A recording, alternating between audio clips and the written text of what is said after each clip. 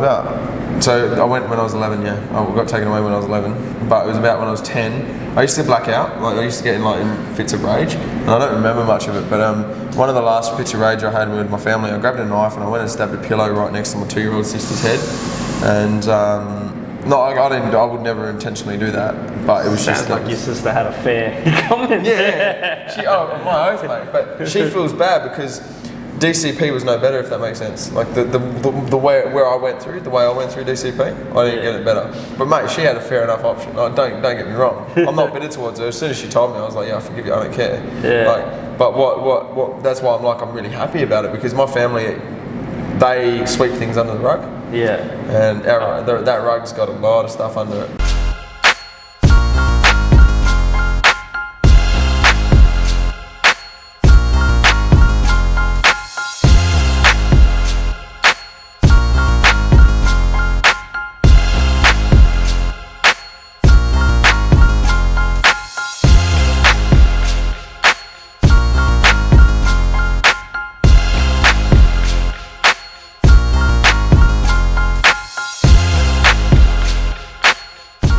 About young fella, how do you say his name again? Sorry, Stephen. Quaden. Quaden, that's right, Quaden. I thought it was yeah. Anyway, it's Quaden. So I was watching that video, and I mean, we spoke about bullying a couple of weeks ago, but I was watching that video, and when I watched it, man, I was in tears. That really hit me hard, because I work with people with disabilities, and I've never had the privilege of working with someone with dwarfism before. But I've met a couple of them, and a couple of people with dwarfism, and I think it's really sad to see that, like, a young man like that, you know, he's a gentle soul. Look at him; he was just crying his eyes out, man. Just, you know, what do you guys think of it? Like, what did you guys think of the video? Personally, I think it was really nerve-wracking, you know, because first of all, we live in the 21st century decade. Pretty much, bullying should not be something that should be happening right now. You know, but if you look at it from like a positive point of view now, you know, everyone's like, especially the superstars that are making the kid feel welcome now. Yeah, that was pretty good, eh? I believe Hugh Jackman as well spoke to the kid, and one of the comedian that you mentioned. Yeah. What's his name? Comedian. Name? I'm not sure what his name was, but he was a comedian with dwarfism as well. Yeah. He started up a GoFundMe account. Yeah, he started a GoFundMe account. Now he's got 150,000 for the kid to go to Disneyland. Yeah, it's pretty good, eh? But in general, like the people that were doing the bullying, there's no room for that, mate. You know, there's literally no room for that. 100%. We talked about it. It was about 2 weeks ago. It was 2 weeks ago, yeah. And it's always unfortunate. It's like, it's not about your character. It's always about things you can't prevent. You know, your color or race. You know, your disabilities, your sexuality, your religion. You know, these are things that you're normally born into. You know, and it's just unfortunate that people are bullying people for something they can't control, you know? It's all like stereotypical as well, isn't it? Like, And I also watched the video, and it was very hard to watch. You could just hear, not just Quaden, but you could hear the hurt in the mum. She's obviously dealt with this 100 times before. Like, this isn't anything new. So, and she said in the video, I think she said, like, every time there's a new kid or a new year, it happens all over again, because these kids have never met someone else with dwarfism before, you know, which is weird, because what is his name? Peter Dinklage, like, what is he? One of the most paid, well-known actors in the world. He's amazing, and not only that, like, he was in the latest Avengers. You know what I mean? Like, what kid hasn't watched Avengers? You know what I mean? Like, I mean, he was a giant in that movie though, but still, he was a giant dwarf. But still, you know, like, I think I want to sort of bring this into like talking about stereotypes today, because like that sort of brings it under the same thing as like having a stereotype. Like they could have been like, we don't know what they were saying to him. Like, all we've seen is the video. Like, she didn't really mention what the stuff they say to him, but you can see it obviously affected him, whether it was his colour or whether it was his the disability he had. Whatever it was, it upset him, and people automatically would have looked at the kid. These kids that were bullying him automatically looked at him and said, he's different, and put him in this box and we'll have a crack at him, because in their eyes he's weaker than them. And I think that's really disgusting. That's disgusting behaviour, and I think that's. I know it's disgusting behaviour, because what you're doing is you're raising yourself above someone, saying because they're different to me, they're worse off than me, and I'm going to pick on them to make myself feel better, or to make myself look good. Bullying, I find, is a very selfish act, because who does it affect? It affects the person you're bullying. Who does it lift up? Yourself. I mean, obviously, some people think you're an idiot for bullying, but other people think you're cool because, like we've spoken about before, the Australian culture is very has a lot of banter in it. A lot of the blokes get around and have a couple of beers and have a laugh and take the mick out of each other. But is it really take the mick, or is it bullying? Yeah, there's always that fine line, isn't there? I think everyone knows when you've crossed that line, but unfortunately when you get that group mentality, and it's never just one kid against one, there's always more than that, and whether that's a new kid who's trying to, how do I become popular? I'll pick on this kid to get a few laughs from the other kids. But, it's sad, eh? Did you watch it, Russell? The video? Yeah. Look, I think bullying, coming back to stereotypes, prejudice, these are all very connected. Yeah, 100%. It was a sad video to watch. I think these things happen, and it brings it to the forefront, and changes start to happen. People's eyes start to open. So I think all it comes down to is a lot of us have biases and prejudice. Prejudice means a prejudgment. So we have an idea about a certain group, and it's no one's fault. So we all grew up in a certain family, a certain household with different attitudes, values, beliefs, religious beliefs, and that shapes and forms us and makes us unique. If you read many scriptures, it says we've created you into nations and tribes so that you may get to know each other. I think it's healthy to have difference, but a lot of people that grow up, they feel there's an in-group and there's an out-group. It's us versus them. So you can see it from a footy team. You'll have the Eagles versus the Dockers, or you have Manchester United versus Chelsea. Or if you've got boxing, it's the blue corner versus the red corner. Yeah. So it's by nature that we have this competitiveness. I think that's what advances technology and lets humans go to the next level. Yeah. But I think too much judgment is not good. Yeah. I think we need to reflect on ourselves. What are the biases that we have, the schemas and the judgments that we're holding about people? What do you guys think? I agree with that, and I also just want to share on something that I struggle, and I still do, but I struggled with a stereotype that not many people a lot of people might do, but as you guys know, I'm an ex-drug addict, so that comes with its own stereotype. I used to get told, I don't really hear it much these days because of how far into my recovery I am, but I used to hear it, once a drug addict, always a drug addict. People still do judge me by my past. When I first got with my fiance, we really struggled in our relationship because of a lot of people around us were against us because of my past. He's not good enough for you because he's a drug addict, or he just got out of rehab, he might be pushing his emotions onto you, sort of thing, and all this sort of stuff. And I really struggled with it, and especially leaving a rehab that I've been in for 3 years. My identity was pretty stripped. It was stripped, and I had to go back out into society and learn how to be a human being. And to hear that sort of stuff and have that sort of stuff brought back on me really upset me. But over the last year, I've learned to be proud of my past, and I've learned to be proud of who I am. So whenever I go in for a job interview, I know people don't agree with this, but I personally, I do it because I respect the employer. But whenever I go in for a job interview, I'll tell them my past and I'll let them know where I've come from.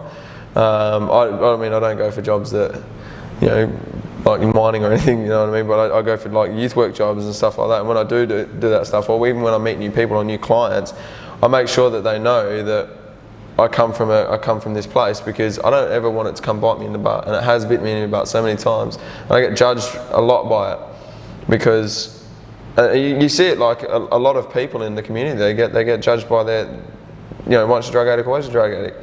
it really is upsetting, because it's something I like. Again, another thing I'm passionate about is that stuff, because man, every day we have to fight to not go back to that life. It's so much easier to run around, smoke drugs, do crime, and literally live on the dole. It's so much easier than having to get up every day, go to work, look after a household, be a brother, be a father, be a cousin, be a whatever. It's so much easier to just be selfish than not selfish. And so for us, I'm not saying it's harder for us. All I'm trying to say is that for people like myself, that's all I've known is that life. So now coming into this sort of new routine, new lifestyle, I'm learning to, and just having those people going, judging you from your past. It's like you've got this big heavy chains on your back. But yeah, like what other stereotypes have you guys faced, or anyone that's faced over your lifetime? Personally, I think I do stand-up comedy. Yeah. So in my stand-up comedy, early years of stand-up comedy, people basically wanted me to get up on stage and be that stereotypical, let's say, African comedian, talking about, let's say, basically about myself, but in a more stereotypical type of way to please them. You know what I mean? And I think one time I performed at one of the comedy clubs, but I'm not gonna mention the name right now. So I performed at one of the comedy clubs. I personally believe that I had a great material, great gig. But then two people from the crowd came up to me. They're like, "Hey mate, I was expecting you to do this joke about Africans." It was during the Ebola era. Oh. Yeah, it was during the Ebola era. So they were like, "Mate, I saw you on the bill, so I thought you were gonna do a joke about Ebola." And I was like, "Why do I need to do a joke about Ebola, mate? Obviously, I know it's Ebola is happening to my people in Africa. So I could not get up on stage and start talking about Ebola like that. You know what I mean? So they got angry a bit, and then they walked off. So that's one thing that I've experienced through stereotyping. Yeah. And what I do believe is that I believe people basically need to change their mentality about certain things, and understand that people are different and people can change. For example, speaking about your story that you just opened up and told us, which I think is a very bold and brave thing to do, and I think you should be proud of yourself for that. I think people need to change that mentality and be like, okay, people do make mistakes, people do have past. You cannot judge someone based on their past. You know what I mean? You can like meet people now and then be friends with them and understand what they are now and what they will be in the future. You know what I mean? So basically, that's what I think that needs to be done, and that's one of the many experiences I've had about stereotyping in comedy. Yeah, no, that's good. I definitely think your that you can, or others consider a weakness about your drug addiction. I definitely think there's way to look at that as a strength. It's something you might battle every day, but you're going above it to not, go back to that lifestyle. And I started working with a lady who I think is amazing, who has an addiction and has been all through DCP, all that stuff as well. And she is probably the best person to work with youth, because when kids or parents say, "Oh, you don't understand," she's like, "Tell me what I don't understand. I've been through this shit." And she doesn't say like, "If I can do it, you can do it," because everyone's different, But I definitely think those things, and it's different with every person, because I definitely don't see it as a weakness at all. I think it's something. It's in your past, and you can let it define you. But sometimes, people say, "Oh, it's in your past, forget it." But sometimes I agree. It's great to keep that at the forefront.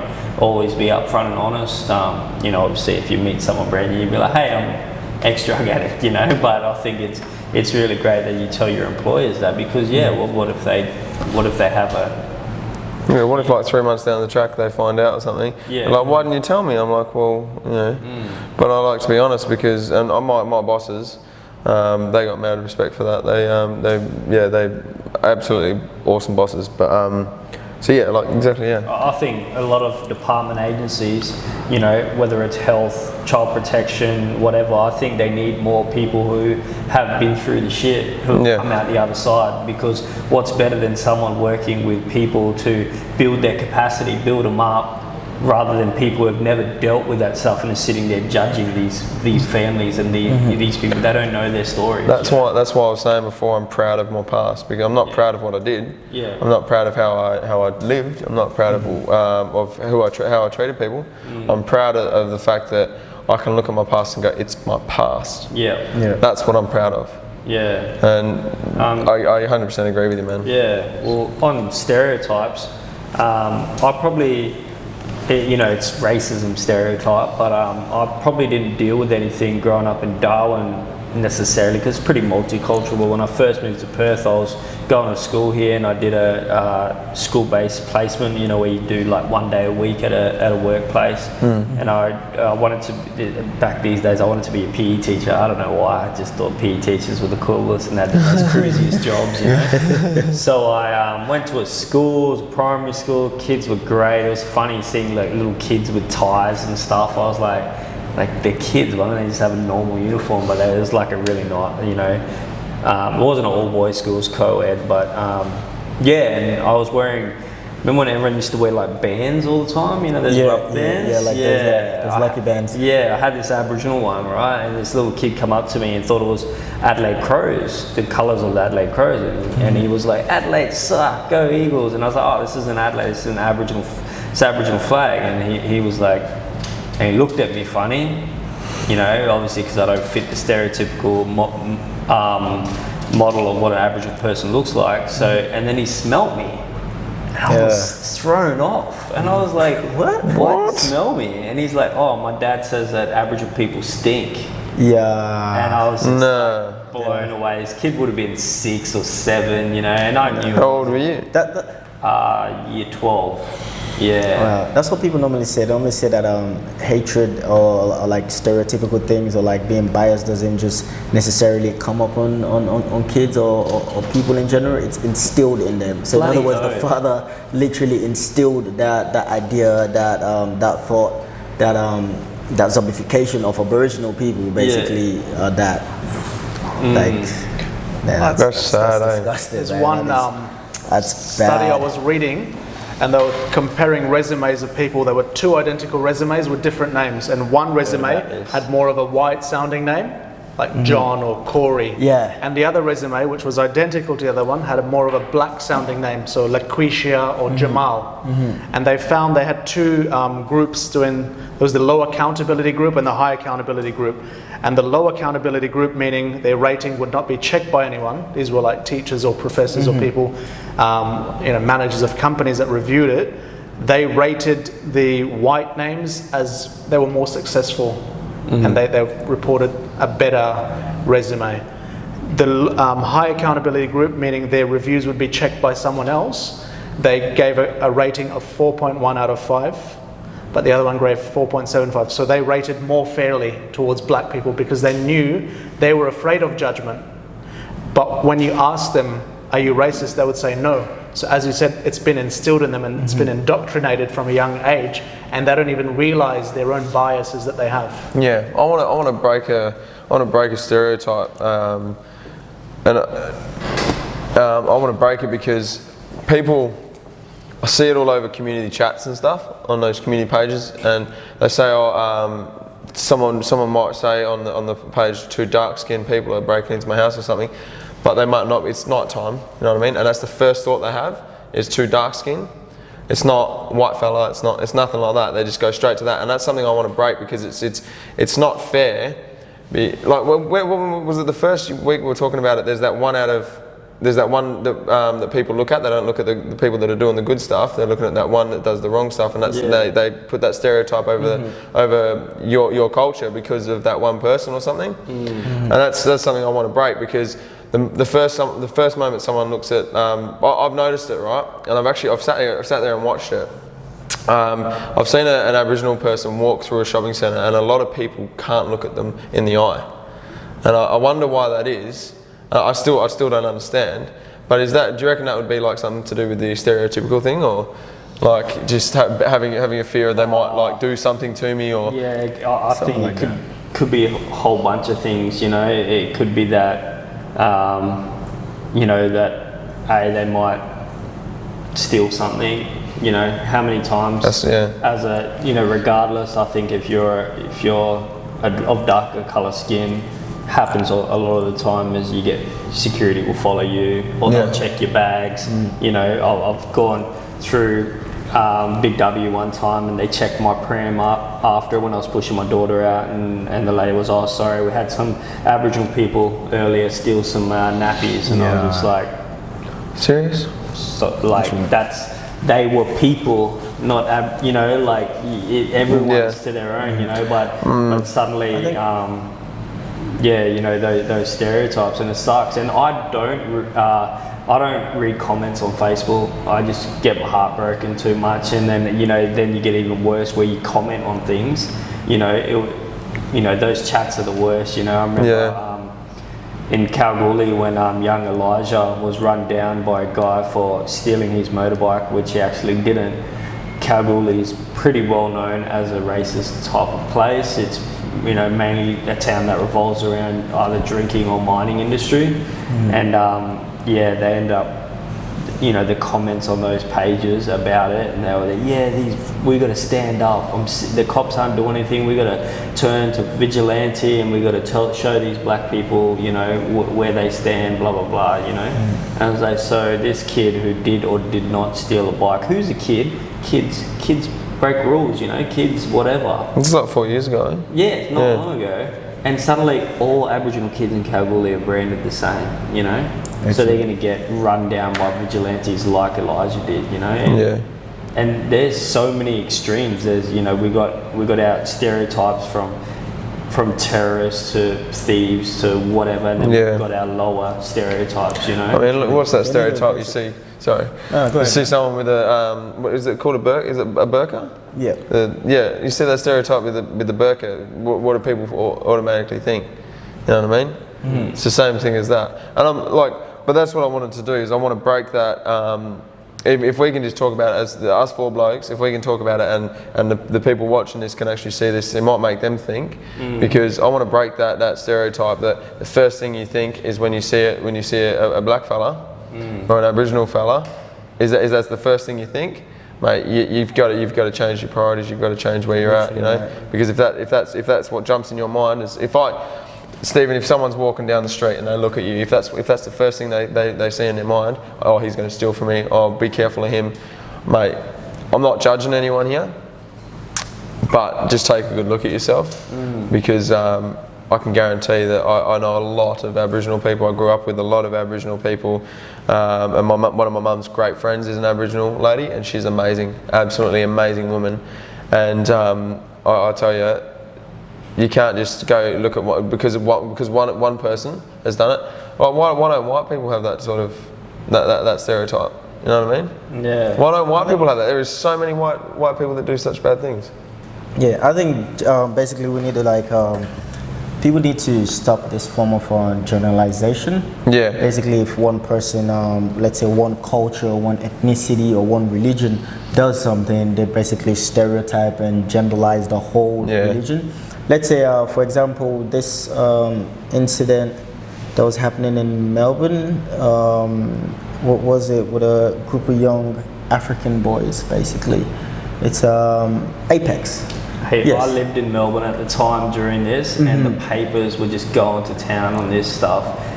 You know, I was going to uni, and the amount of African people that go in there getting degrees, doing great stuff in the art space, in whatever space, but all I could see was African gangs. They don't necessarily focus on the good things. Yeah. You know what I mean? So when they say Apex, I think one time, I don't know, one of these newspaper companies online posted an article about the Apex gang.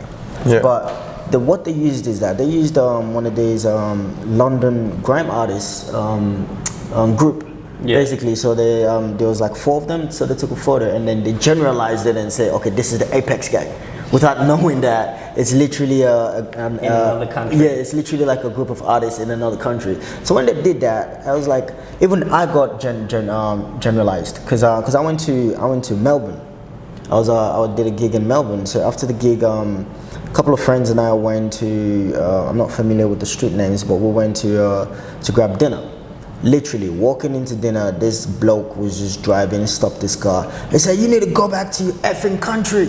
You're part of the effing apex. Go back to your country." I was like, what in the world are you doing, mate? You know what I mean? I think people just need to lead that form of journalization out. And also the thing that happened with this, you know how a lot of people from the I don't know if you guys want to discuss it, a lot of people from, let's say, from the Islamic background pretty much get a lot of backlash, which I believe is not right. They shouldn't do that. I think one incident also happened in Melbourne.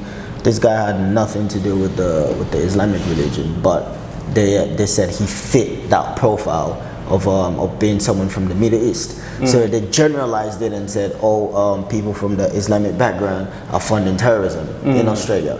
I think you guys remember the bloke who held the cafe hostage during that incident. Sydney, was it? Yes. Yeah. They held the cafe hostage during that time, and then a lot of people from the Islamic background got a lot of backlash to that. Even people that didn't even live in Sydney, like a couple of friends of mine who were in Perth, were also being stereotyped, being generalized, and all that. Suddenly they're not safe. Literally. You know? And not just the adults, but the kids. You know, they're going to get, because of whatever their parents have said, they're going to get bullied at school because of their background, because of an event that happened. You know, as in a terrorist attack, could be totally nothing to do with them. Even as a race or a culture, it could just be a terrorist attack, and they haven't found out who the person was, but it's the first thing they're thought of. Literally. Is Islamic culture. And even the people who are basically giving that backlash and being stereotyped, or being stereotyping the people from the Islamic background, are also instilling that idea into the upcoming generation. And that upcoming generation will also have that mindset of it, and then they will also instill it into their own generation. So I think it's something that we need to cut off. So are you guys familiar with the Black Lives Movement? Yes. Yeah, so back in 2000, You've been living under a rock if you haven't heard about that. so back in 2012, George Zimmerman, he made a call to the police. He saw a 17-year-old boy with a hoodie, and he felt unsafe. And so he called the police, and the police said, "Just stay there in your car, we're coming to investigate." But he decided to pursue this kid. And then there was a gunshot heard, and apparently he killed the boy, and it was in self-defense.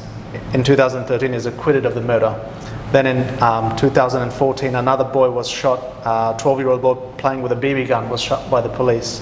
And then obviously in 2015, the Ferguson shootings, where Michael Brown was shot by a police officer during a Black Lives Movement. I Can't Breathe, the one, yeah. Yeah, so, there's been multiple studies done in, about, in 2015, I think there was over 990 police shootings, and over 40% of them were black people. 13% of America is made by the American population. So that's quite a significant amount. It is. What do you guys think? Why are they doing these things? I think. Yeah, go ahead. Sorry. I think from I'm standing correct. I'm happy to be still corrected, but I think from a white man's point of view, a white guy's point of view, I think in their head the fear's been instilled into them.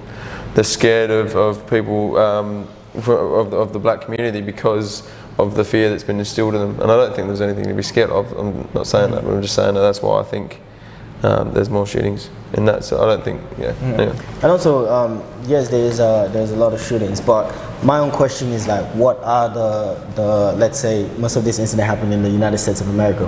What are the government officials in the United States of America doing about this? Because let's say one thing happened. Okay, cool, it happened. Cool. I'm not saying it happened, but let's say it happened, you couldn't do nothing about it, and then 2, 3, 4, 5, it's reoccurring, it needs to be stopped. What are they doing about it?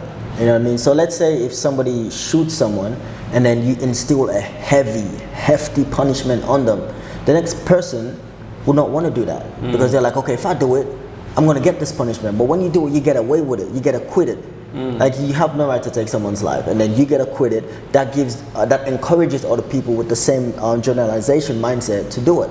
And then when they do it, they literally get acquitted. Nothing happens to them. So it keeps reoccurring. But if something is done about it from the first person that did it, the second person will not do it. And even if he did it, you instill the same hefty punishment than the first person, and then that's how it can be stopped. Because obviously now I cannot say that America should get rid of its guns. You know what I mean? It's literally in their amendments. It's been there for years.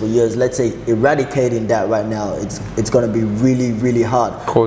Yeah, it's going to be really hard because I'm. Oh. I want to make it nice. Just continue. Well, yeah. Well, I don't know. I can't really think of one. You're the comedian, mate. What's a funny stereotype that's not judgmental, that's not demeaning on anybody, but it's just a funny stereotype, like the blonde. The blonde. That's a good one. The good old blonde. One of my materials that I use on stage is because I studied international relations. So we do a lot of things about terrorism. So what I do touch on stage is a bit of terrorism, and I normally ask the crowd, have you guys ever seen like an African terrorist?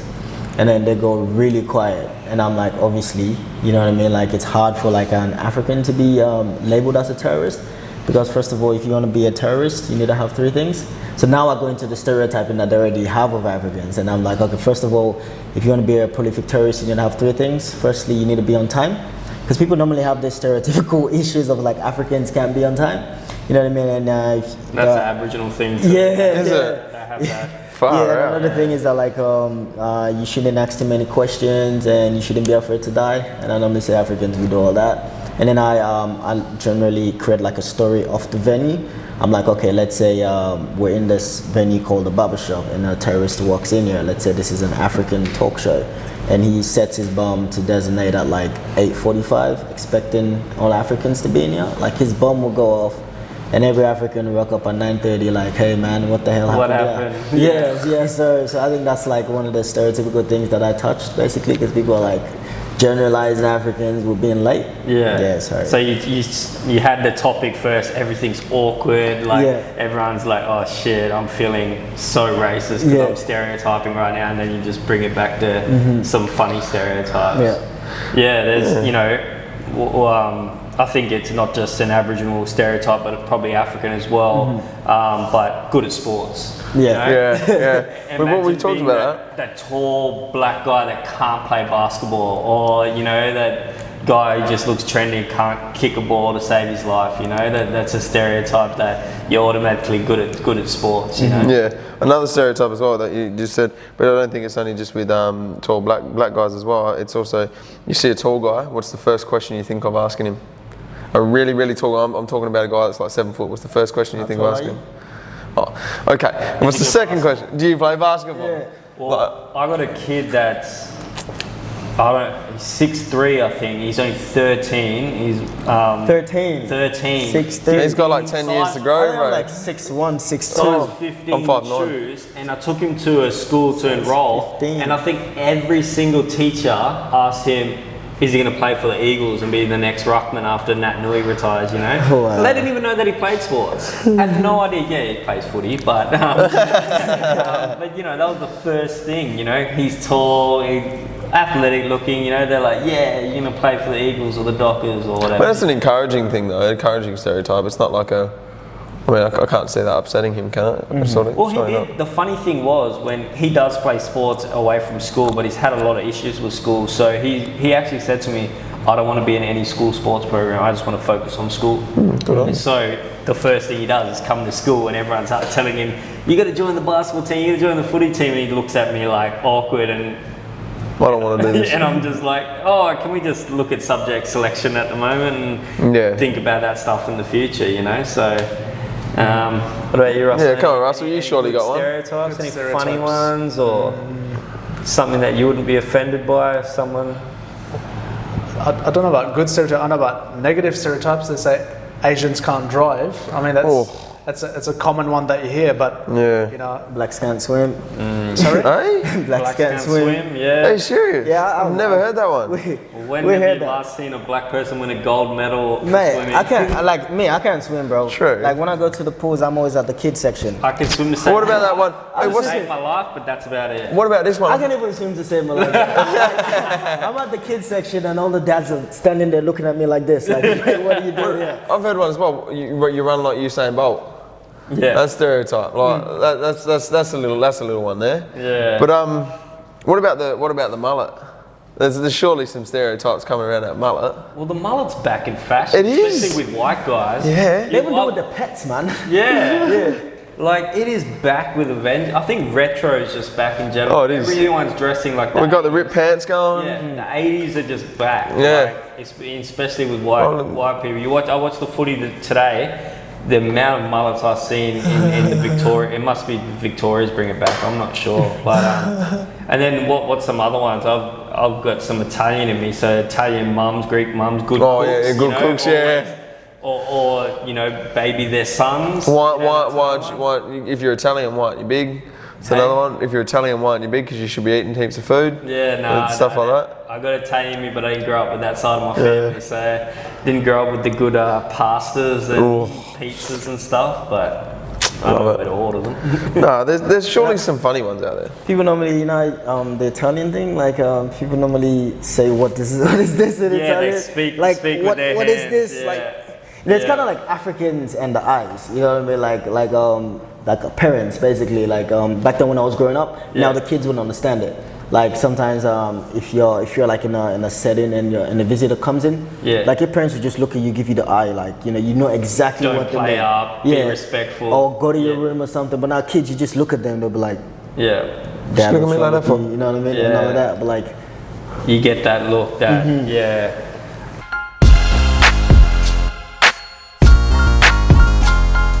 You're the comedian, mate. What's a funny pressure, stereotype that's not judgmental, that's not demeaning on anybody, but it's just a funny stereotype, like the blonde.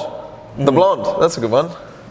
The good I old think blonde. one of my materials that I use on stage is because I studied international relations, so we do a lot of things about terrorism. So what I do touch on stage is a bit of terrorism, and I normally ask the crowd, have you guys ever seen like an African terrorist? And then they go really quiet, and I'm like, obviously, you know what I mean? Like it's hard for like an African to be labeled as a terrorist.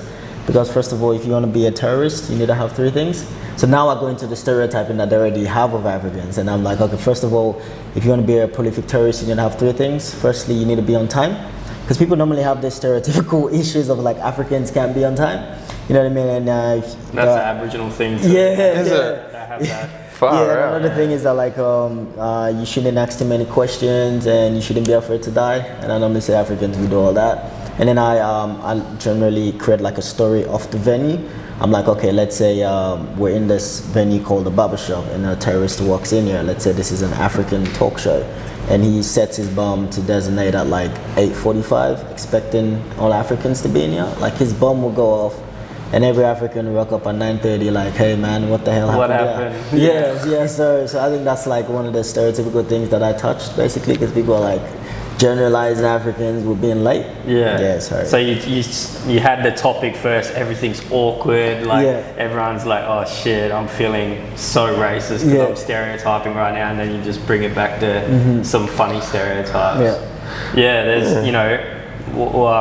I think it's not just an Aboriginal stereotype, but probably African as well. But good at sports. Yeah. But what we talked about that tall black guy that can't play basketball, or that guy who just looks trendy, can't kick a ball to save his life. That's a stereotype that you're automatically good at sports. Yeah, another stereotype as well that you just said, but I don't think it's only just with tall black guys as well. It's also, you see a tall guy, what's the first question you think of asking him?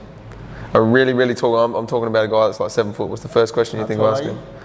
Oh, okay. And what's the second question? Do you play basketball? Yeah. Well, I got a kid that's, he's 6'3", I think. He's only 13. He's 13. 13. 6'3". He's got like 10 years to grow, I'm bro. like 6'1", 6'2". Size 15 I'm 5'9". shoes, and I took him to a school to enroll, 15. and I think every single teacher asked him, is he going to play for the Eagles and be the next ruckman after Nat Nui retires, Wow. They didn't even know that he played sports. Had no idea. Yeah, he plays footy, but but that was the first thing.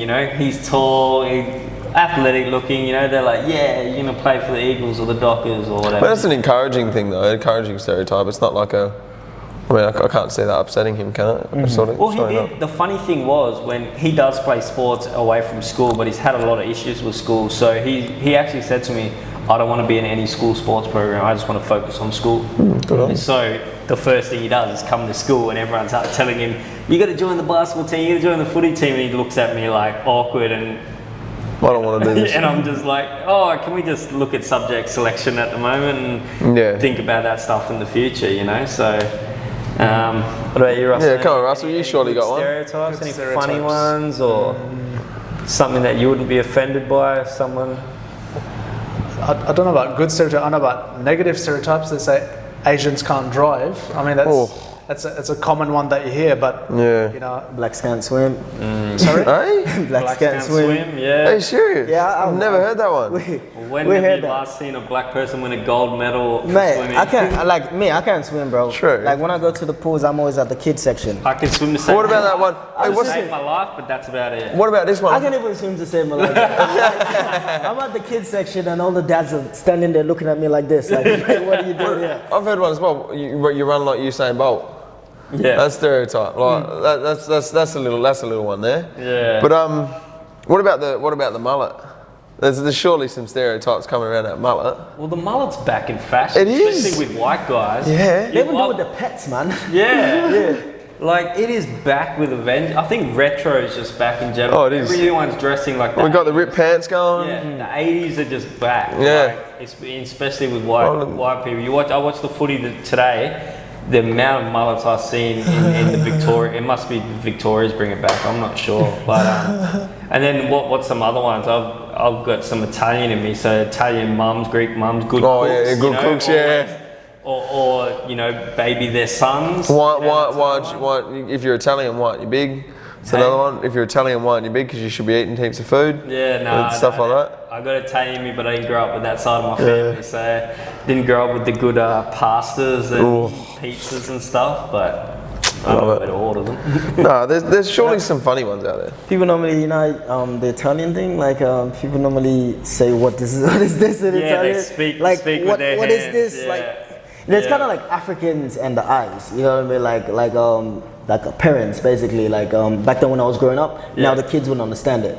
Like sometimes if you're like in a setting and a visitor comes in, like your parents would just look at you, give you the eye, like you know exactly Don't what play they're up, be respectful. or go to your room or something. But now kids, you just look at them, they'll be like, Yeah, Dad, look at what's me wrong like with that for? you? You know what I mean? And all of that, but like, you get that look. That I remember.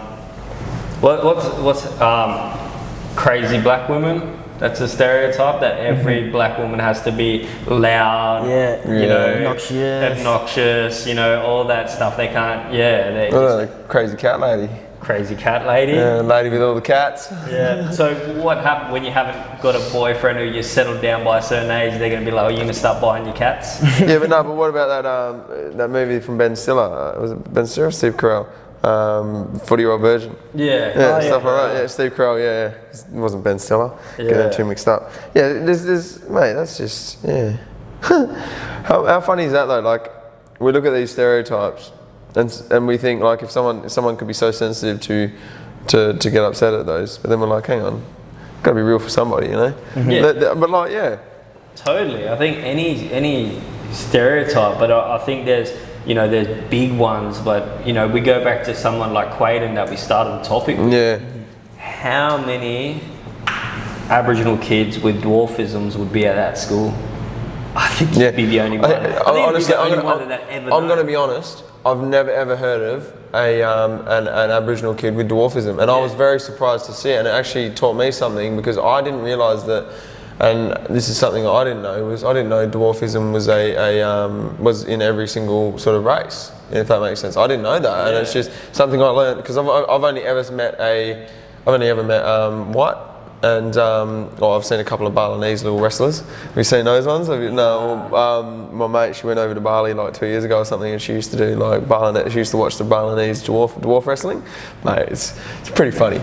But because they go hard, mate. They go hard. But yeah, like I'd never seen it before. Yeah. And I thought it was very interesting to know like it doesn't have any sort of distinction between race Yeah, and genes. I Yeah. think it's just it's in your genes. I think it's just something that the odds are probably very, it's a minority within a minority. You know, so I think that you probably wouldn't see many Aboriginal dwarfs, but I guarantee you Quaden wouldn't be the only one. No, 100%. I reckon he's going to grow up to be a young, strong man. Yeah, 100%.